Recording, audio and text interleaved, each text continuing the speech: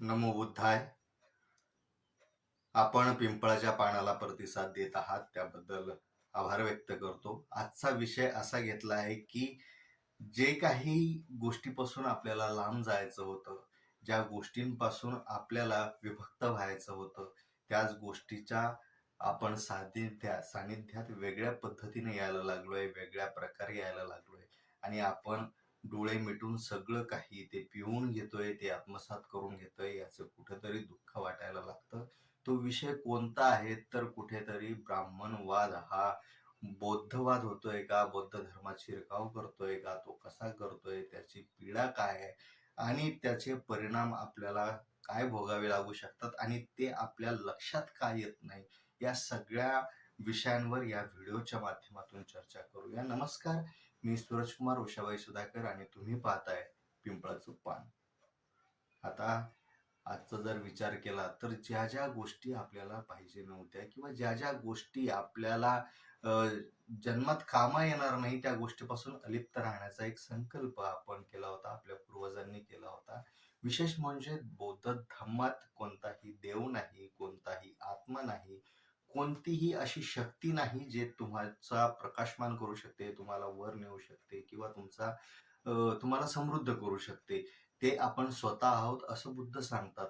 तरीही आपण कुठेतरी वेगळ्या दिशेला जायला लागलोय का असं वाटतं. कारण की जे जे हिंदू धर्मातील रूढी होत्या, त्या रूढींपासून आपल्याला स्वतःला बाजूला निघायचं होतं. त्याच रूढी आपण बौद्ध धर्माचं कव्हर टाकून पुन्हा तेच करायला लागलोय, असंही एक चित्र पाहायला मिळतं. कारण की आता समजा एखाद्यानं घर बांधलं, घर बांधल्यानंतर एक कार्यक्रम असतो.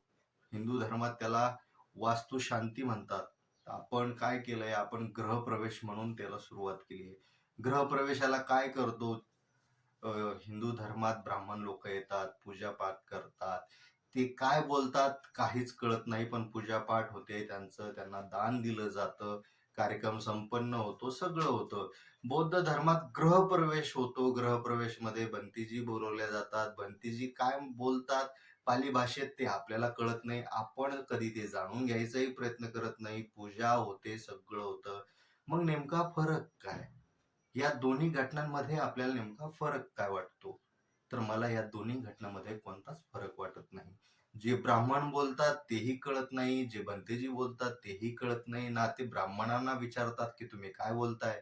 हे आम्हाला समजून सांगा ना. आपण विचारतो की तुम्ही काय बोलताय आम्हाला समजून सांगा, किंवा आपण पाली भाषा शिकून घ्यायचं काही कष्ट घेतो का? बिलकुल नाही. अशा असंख्य गोष्टी आपल्याला सांगता येईल. बुद्धांच्या मागे चा एक रथ निघाला होता. त्या रथापाठीमागे ज्या पद्धतीनं गर्दी होती, त्या गर्दीचा जर विचार केला तर नंतर माझ्या थोडंसं विचार केल्यावर ध्यानात आलं की आपण या गर्दीत का होतो? आपण या गर्दीच्या पाठीमागे का होतो?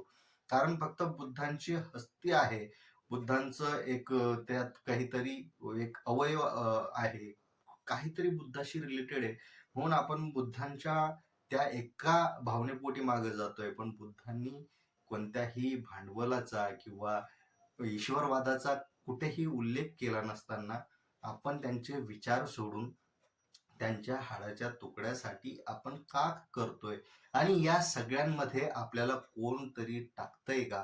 कारण असंच जर चालू राहिलं तर एक दिवस हे सगळं इतकं मोठं होत जाईल की बुद्ध अंगात यायला लागतील, बुद्धांच्या नावाने भंडारे व्हायला लागतील. हे सगळं सगळं खूप जास्त बदलून जाईल आणि पुस्तक हे बाजूला पडल. पुस्तक कोणीही वाचणार नाही. तो जो बाबासाहेबांनी ग्रंथ लिहिलाय बुद्ध अँड धम्मा, तो फक्त एखाद्या लाल पिशवीत आपण लाल कपड्यात बांधून ठेवूया, जसं भगवद्गीतेला बांधून ठेवतात, आणि कधीतरी जेव्हा वाचन करायचं कीर्तनासारखं तेव्हा ते उघडायचं. असंच त्या ग्रंथासोबतही होऊ शकतं. आत्ताच वेळ आहे बुद्धांच्या ह्या बाकीच्या गोष्टींना फॉलो करण्यापेक्षा. कारण हे कोणीतरी अशी यंत्रणा तयार केली जाते की तुम्हाला त्यामध्ये टाकलं जातंय, जेणेकरून तुम्ही बुद्धांच्या भक्तीत तल्लीन राहावं आणि बुद्धांचा विचार गायब व्हावा. तर बुद्धांचा विचार कायम ठेवण्यासाठी भक्त नाही तर अनुयायी बनावं लागेल आणि त्यासाठी आपल्याला त्यांचे विचार अंमलात आणावे लागतील, ना की त्यांचे जे किस्से होते, त्यांचे जे चिवर होतं, ह्या सगळ्या गोष्टी भांडवलीत न पडता त्यांच्या भक्तीत तल्लीन न होता त्यांच्या विचारात तल्लीन होऊया आणि बुद्धांच्या जवळ जाऊया.